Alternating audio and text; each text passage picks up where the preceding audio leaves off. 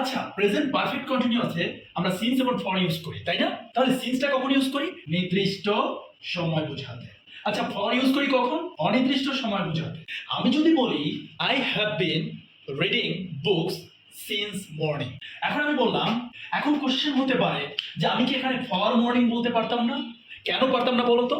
কারণ এই যে সিন্স, এটা তারা নির্দিষ্ট সময় বোঝায়, মর্নিংটা হচ্ছে নির্দিষ্ট সময়। এবার তোমার কোশ্চেন হতে পারে, মর্নিং তো একদিনে আসে না, যদি গতকাল মর্নিং হতো তাহলে তুমি কি বলতে? তাহলে তুমি বলতো অবশ্যই ইয়েস্টারডে মর্নিং। তার মানে ওই কথাটা কিন্তু উল্লেখ থাকতো ইয়েস্টারডে, যেহেতু উল্লেখ নাই, মর্নিং ইট মিনস আজকের মর্নিং, সো এটা নির্দিষ্ট। কিন্তু তোমাকে যদি কোশ্চেন করা হয় তাহলে ফর দিয়ে একটা এক্সাম্পল, তুমি যদি বলো I have been reading books for, তুমি কি বললা? For 2 hours. 2 আওয়ার্স। এখন তুমি এখানে কি বলছো? For 2 hours.